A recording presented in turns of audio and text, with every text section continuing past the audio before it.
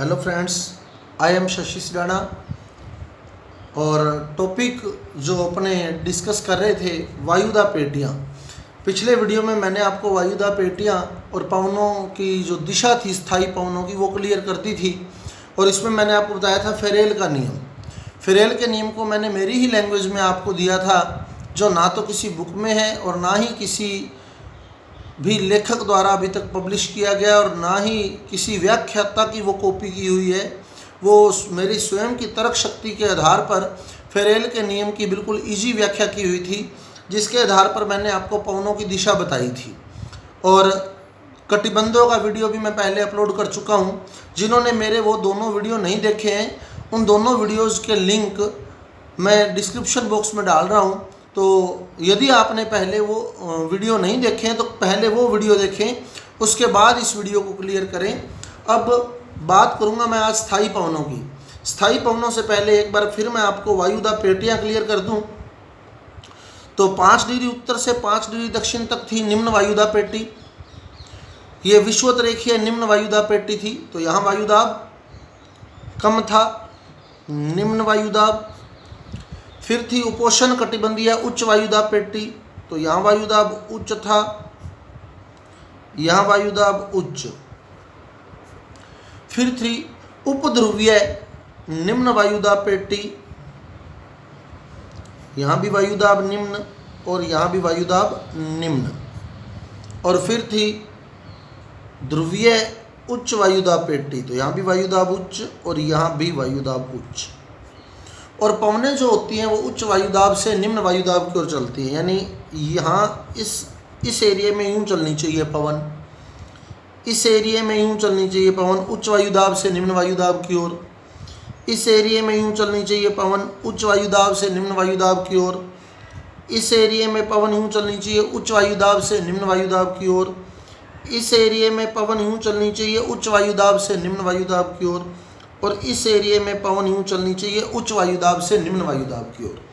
परंतु पहले भी अपने डिस्कस किया था कि हमारी पृथ्वी जो है वो स्थिर नहीं है, वो पश्चिम से पूर्व की ओर लगातार घूम रही है।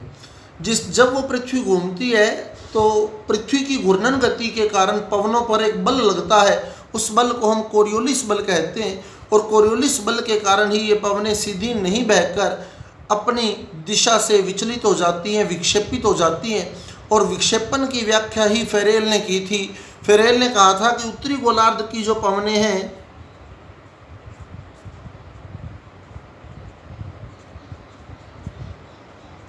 वो दाईं ओर और दक्षिण गोलार्ध की जो पवनें हैं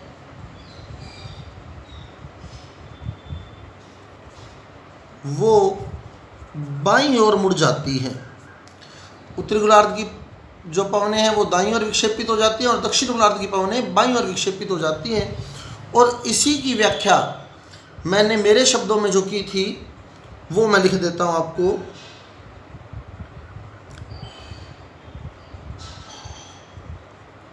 यदि अपनी हथेली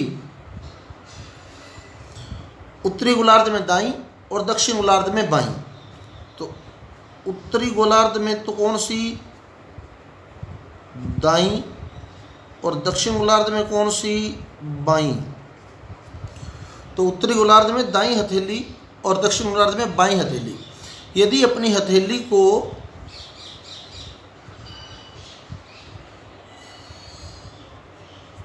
उच्च वायुदाब से निम्न वायुदाब की ओर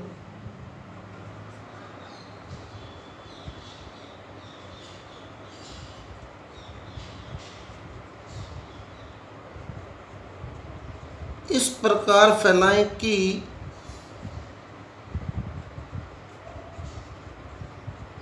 अंगुलियां निम्न वायुदाब की ओर हों।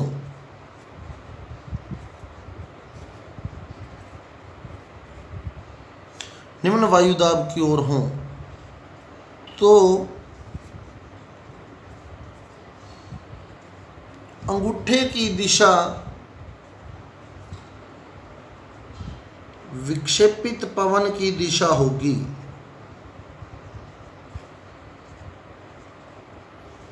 ये जो लाइन मैंने लिखी है ये आपको कहीं भी नहीं मिलेगी, किसी भी बुक के अंदर लिखी हुई नहीं मिलेगी आपको। तो यदि अपनी हथेली को हम उच्च वायुदाब से निम्न वायुदाब की ओर फैलाएं, उत्तरी गोलार्ध में दाईं और दक्षिण गोलार्ध में बाईं, तो पहले मैं दक्षिण गोलार्ध वाली क्लियर कर देता हूँ, फिर उत्तरी गोलार्ध वाली। वैसे मैं पिछले वीडियो में डाल चुका हूँ ये। अब उच्च वायुदाब से निम्न वायुदाब की ओर हथेली फैलानी है। ये दक्षिण गोलार्ध हो गया हमारा, ये विषुवत रेखा है, तो ये दक्षिण गोलार्ध है, और ये उत्तरी गोलार्ध है। अब दाईं हथेली दक्षिण गोलार्ध में हमने बाईं हथेली का दक्षिण गोलार्ध में यूज करना है, तो बाईं हथेली में यूज कर रहा हूँ।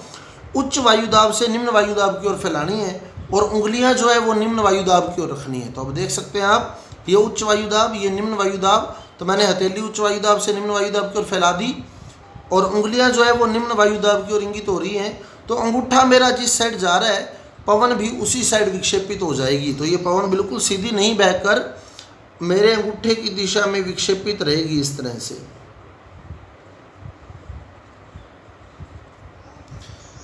क्लियर? तो ये ध्रुवीय पवन है, ध्रुवों से निकली है। अब ऐसे ही यहाँ देखिए, उच्च वायुदाब से निम्न वायुदाब की ओर हथेली फैलानी है। तो अब उच्च वायुदाब से निम्न वायुदाब की ओर ये हथेली फैला दी मैंने, उच्च वायुदाब से निम्न वायुदाब की ओर।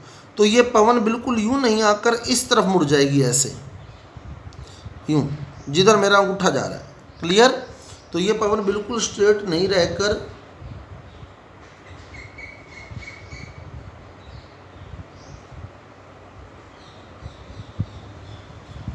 यूं विक्षेपित हो जाएगी। तो ये पवनों की दिशा हम लोग ज्ञात कर रहे हैं, स्थायी पवनों की दिशा। फिर ये पवनें हैं कौन कौन सी, वो भी क्लियर कर लेंगे अपने। अब फिर उच्च वायुदाब से निम्न वायुदाब की ओर, तो उच्च वायुदाब से निम्न वायुदाब की ओर, तो जिस साइड अंगूठा गया उसी साइड पवन विक्षेपित होगी, यानी इस साइड। तो ये मैंने उत्तरी गोलार्ध में बाईं हथेली का यूज करते हुए पवनों का विक्षेपण बता दिया आपको कि किधर पवनें जो हैं वो विक्षेपित होंगी। अब उत्तरी गोलार्ध में चले तो दाईं हथेली का यूज करेंगे हम, और उच्च वायुदाब से निम्न वायुदाब की ओर हथेली को फैलाएंगे। तो ये उच्च, ये निम्न। अब ये दाईं हथेली ये हो गई मेरी, ये उच्च ये निम्न, तो यूँ रखना है इसको, उच्च निम्न। तो अंगूठा जिस साइड जा रहा है पवन उसी साइड, तो अंगूठा मेरा आया इस साइड, तो इसी साइड पवन विक्षेपित होगी। ये तो ये पवन सीधी नहीं रहकर यूं विक्षेपित हो जाएगी ऐसे।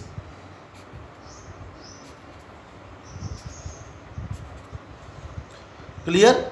अब हथेली उच्च से निम्न की ओर, उच्च वायुदाब से निम्न वायुदाब की ओर, तो यूं फैला दी मैंने। उत्तरी गोलार्ध में दाईं हथेली देखनी है, तो जिस साइड मेरा अंगूठा गया तो ये पवन बिल्कुल सीधी नहीं बहकर इस साइड विक्षेपित हो जाएगी।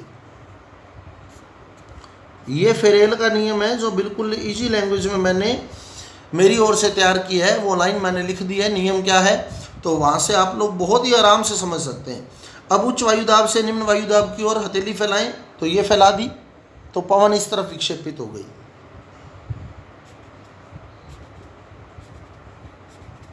तो ये हमारे पास स्थायी पवनों की दिशा आ गई। तो 3 स्थायी पवनें उत्तरी गोलार्ध में बह रही हैं, ये वाली, और 3 ही दक्षिण गोलार्ध में बह रही हैं, ये वाली। तो जो बिल्कुल विषुवत रेखा के आसपास बह रही हैं, अब मैं वर्गीकरण कर देता हूं इनका।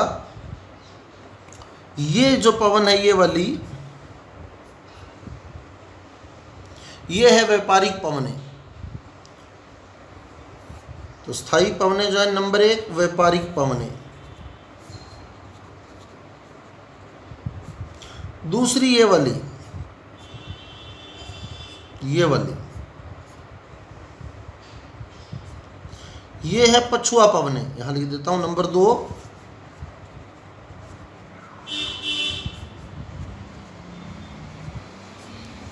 पछुआ पवनें। और तीसरी हो गई ये वाली,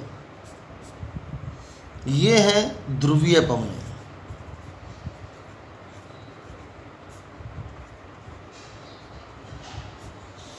ध्रुवीय पवनें।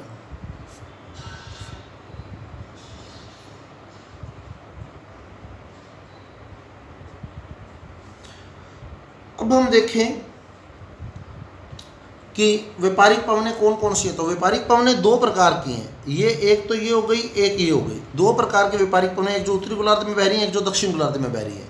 तो वो जो दो व्यापारिक पवनें हैं, अब उनका वर्गीकरण करें हम तो उत्तरी गोलार्ध वाली जो व्यापारिक पवन है वो यूं बह रही है, देखें ये डायरेक्शन है इसकी, और दक्षिण गोलार्ध की जो व्यापारिक पवन है उसकी डायरेक्शन देखें हम लोग तो उसकी डायरेक्शन ये वो यूं बह रही है। क्लियर? उत्तरी गोलार्ध की व्यापारिक पवन ये हो गई, दक्षिण गोलार्ध की व्यापारिक पवन ये हो गई। अब हमारी अगर स्थितियाँ देखें दिशाओं की तो ये नॉर्थ, ये साउथ, ये ईस्ट, ये वेस्ट। अब उत्तरी गोलार्ध की व्यापारिक पवन यूं है, ये डायरेक्शन उत्तरी गोलार्ध की व्यापारिक पवन की, तो उत्तर पूर्व से आ रही है वो, इसलिए इसको उत्तरी पूर्वी व्यापारिक पवनें बोलते हैं। उत्तरी पूर्वी व्यापारिक पवनें, तो उत्तरी गोलार्ध में जो व्यापारिक पवनें बहती हैं वो उत्तरी पूर्वी व्यापारिक पवनें, और दक्षिण गोलार्ध की जो व्यापारिक पवनें हैं उनकी उत्पत्ति यहाँ से इस तरफ से, इस डायरेक्शन से, उनकी डायरेक्शन ये हो गई, तो वो साउथ ईस्ट है। दक्षिणी पूर्वी व्यापारिक पवनें, तो उत्तरी गोलार्ध की इंपॉर्टेंट क्वेश्चन है ये, जो डायरेक्शंस हैं पछुआ पवनों की डायरेक्शंस जो है वो ज़्यादातर पेपर में पूछी जाती है, वो भी सेम इसी तरह से निकालेंगे अपने। लेकिन अब ध्यान रखें उत्तरी गोलार्ध में दो जो पवन बह रही है व्यापारिक पवन वो उत्तरी पूर्वी व्यापारिक पवन है, और दक्षिण गोलार्ध में जो पवन बह रही है व्यापारिक पवन वो दक्षिणी पूर्वी व्यापारिक पवन है। और व्यापारिक पवन इनको क्यों बोला जाता है वो देखें हम लोग कि क्यों हम लोग इनको व्यापारिक पवन बोलते हैं, क्योंकि प्राचीन काल में जो जलयान होते थे उनको व्यापार में ये सुविधा प्रदान करती थी। तो ये पवनें जब चलती थी तो वो जलयान जो होते थे वो पवनों की दिशा में आसानी से गति करते थे, तो ये व्यापार में सुविधा देती थी, इसलिए इन पवनों को हम लोग व्यापारिक पवनें कहते हैं, व्यापारिक पवनें बोलते हैं अपने। और अब देखिए हम लोग ये जो पवनें हैं ये यहाँ से जल इकट्ठा करेगी, जो रास्ते में समुद्र हैं इनसे उनसे जल ले लेती हैं ये, और जब ये यहाँ आकर मिलती हैं दोनों पवनें, इधर से ये जल लेके आ रही है, इधर से ये जल लेके आ रही है, इधर से ये जल लेके आ रही है, इधर से ये जल लेके आ रही है, ऐसे ये भी जल लेके आ रही हैं, तो जहाँ ये मिल जाती हैं पवनें वहाँ ये वर्षा करती हैं, तो इस क्षेत्र में ये वर्षा करती है। और यहाँ देखिए हम लोग तो जब ये उत्तरी गोलार्ध की व्यापारिक पवनें और दक्षिण गोलार्ध की व्यापारिक पवनें आपस में टकराती हैं तो वर्षा करती हैं। और इस क्षेत्र को, ये जो क्षेत्र है अंतः उष्ण कटिबंधीय अभिसरण क्षेत्र कहते हैं, अंतः उष्ण कटिबंधीय अभिसरण क्षेत्र। अब ये उष्ण कटिबंध है, अंतः मतलब अंदर, अभिसरण मतलब मिलना, अभिसरण का मतलब मिलना, तो ये जो अभिसरण मिलने को बोलते हैं, इकट्ठा होने को बोलते हैं। अभिसरण का मतलब होता है, अभिसरण शब्द जो है अभिसारी से लिया गया है, अभिसारी होता है इकट्ठा करने वाला, अभिसारी का मतलब होता है इकट्ठा करने वाला। तो ये जो क्षेत्र है ये दोनों व्यापारिक पवनों को इकट्ठा करता है, यहाँ इकट्ठा करता है ये, इसलिए इसे अभिसरण क्षेत्र बोलते हैं। तो उत्तरी गोलार्ध की व्यापारिक पवनें और दक्षिण गोलार्ध की व्यापारिक पवनें जो होती हैं वो उष्ण कटिबंध के अंदर आकर इकट्ठी हो जाती हैं, इसलिए इस उष्ण कटिबंधीय क्षेत्र को अंतः उष्ण कटिबंधीय क्षेत्र भी कहा जाता है। क्लियर? अंतः उष्ण कटिबंधीय अभिसरण क्षेत्र, क्योंकि दोनों व्यापारिक पवनें यहाँ आकर मिलती हैं। तो ये व्यापारिक पवनें हो गई। अब चले पछुआ पवनों पर। पछुआ पवनें, तो अब पछुआ पवनें देखें तो वही उत्तरी गोलार्ध की पछुआ पवनें यूं चल रही हैं, ये डायरेक्शन है इनकी, और दक्षिण गोलार्ध की जो पछुआ पवनें हैं वो यूं चल रही हैं,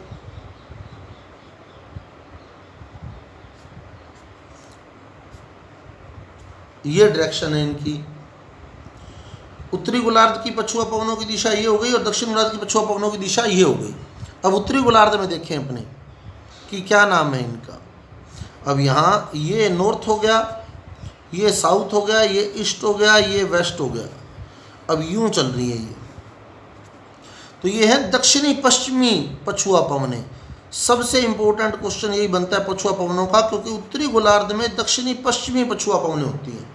उत्तरी गोलार्ध में जो इनकी दिशा है वो दक्षिण पश्चिम से निकली है और उत्तर पूर्व की ओर जा रही है। पूरा भी कई बार पूछ लेता है कि उत्तरी गोलार्ध में पछुआ पवनों की दिशा होती है तो दक्षिण पश्चिम से उत्तर पूर्व की ओर, दक्षिण पश्चिम से उत्तर पूर्व की ओर, या यूँ भी पूछ लेता है उत्तरी गोलार्ध में बहने वाली पछुआ पवनें हैं तो दक्षिणी पश्चिमी पछुआ पवनें। बोलना है तो यूँ बोलना दक्षिणी पश्चिमी पछुआ पवनें, और अगर पूरा पूछ लेते दक्षिण पश्चिम से उत्तर पूर्व की ओर। अब दक्षिण गोलार्ध में देखें तो ये नॉर्थ, ये साउथ, ये ईस्ट, ये वेस्ट, तो ये यूं। अब देखें आप लोग, तो उत्तरी पश्चिमी पछुआ पवने हैं ये।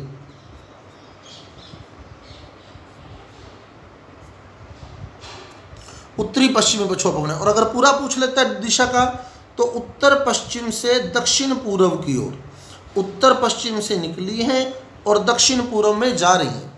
तो उत्तर पश्चिम से दक्षिण पूर्व की ओर अगर पूरा क्षेत्र पूछ लेता है तो, और अगर इनका प्रवाह क्षेत्र पूछ लेता है तो ये उपोष्ण वायुदा पेटी थी और ये उपध्रुवीय वायुदा पेटी है। तो पछुआ पवनें जो होती हैं उपोष्ण और उपध्रुवीय कटिबंधों के बीच के क्षेत्र में बहती हैं, बीच के क्षेत्र में बहती हैं। अब सबसे इंपॉर्टेंट बात है दक्षिण गोलार्ध की पछुआ पवनों की। अब पछुआ पवनों का क्षेत्र देखें आप लोग, तो 30 डिग्री से 35 डिग्री से 60 डिग्री के बीच में बह रही हैं। 35 डिग्री के 60 डिग्री के बीच में बह रही हैं ये। तो दक्षिण गोलार्ध में अगर अपने 40 डिग्री, 50 डिग्री और 60 डिग्री का क्षेत्र देखें दक्षिण गोलार्ध में। अब वर्ल्ड मैप पर आप देखें दक्षिण गोलार्ध, ये वर्ल्ड मैप है मेरे पास, यहाँ आपको दिख रहा होगा, ये रहा 40 डिग्री, ये रहा 60 डिग्री।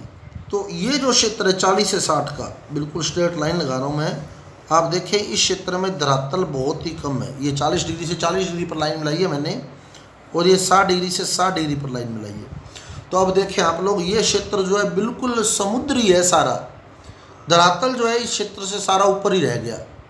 तो पछुआ पवनें इस क्षेत्र में बह रही हैं, पछुआ पवनें जो हैं वो इस क्षेत्र के अंदर प्रवाहित हो रही हैं। तो 40 डिग्री से 60 डिग्री के बीच ये पछुआ पवनें इतनी तेज़ी से बहती हैं कि इन पछुआ पवनों को दक्षिण गोलार्ध में विशेष नामों से जाना जाता है। क्यों बहती है तेज़ी से, फिर देख लें, क्योंकि इनके मार्ग में बाधा पहुंचाने वाला कोई नहीं है। क्योंकि धरातल होता तो वो इन पवनों की गति को रोक पाता।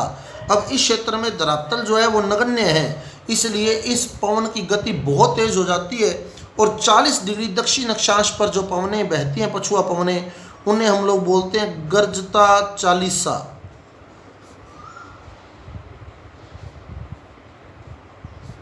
गर्जता चालीसा। और जो 50 डिग्री पर बहती है प्रचंड पचासा। पचासा मतलब 50 डिग्री पर, चालीसा मतलब 40 डिग्री पर। और जो 60 डिग्री पर बहती है वो चीखता साठा।